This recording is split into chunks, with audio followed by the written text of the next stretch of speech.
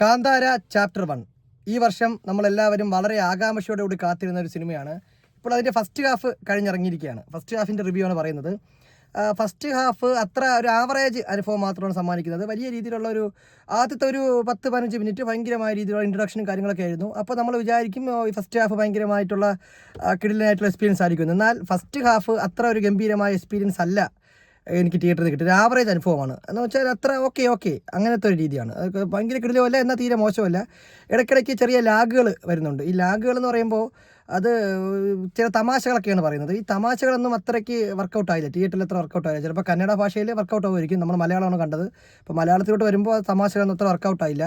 എന്തായാലും ഒരു കാര്യം എടുത്ത് പറയാതെ വയ്യ, അതിൻ്റെ BGM ചെയ്തിരിക്കുന്ന അജനീഷ് ലോകനാഥ് പുള്ളിക്കാരൻ്റെ ആ BGM വർക്കാണ് ഈ സിനിമയുടെ ഏറ്റവും പ്രധാനപ്പെട്ട പോസിറ്റീവ്.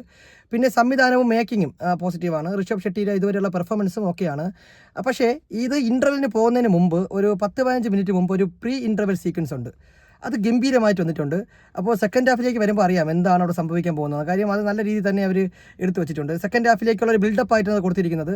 ആ സീൻ ഭയങ്കര ഇമ്പ്രസീവായി തോന്നി. അത് നല്ല രീതിയിൽ വർക്കൗട്ട് ആയിട്ടുണ്ട്, തിയേറ്റർ വർക്കൗട്ട് ആയിട്ടുണ്ട്. അതുവരെ നമ്മൾ ഒരു ആവറേജ് ആയിട്ടിരുന്ന ആ ഒരു ഫസ്റ്റ് ഹാഫിനെ കുറച്ചൊന്ന് എലിവേറ്റ് ചെയ്ത് മുകളിലേക്ക് ഉയർത്തിയത് ആ ഒരു ഇൻ്റർവെല്ലിന് മുമ്പ് വരുന്ന ആ ഒരു സീനാണ്, പ്രീ ഇൻ്റർവെൽ സീനാണ്.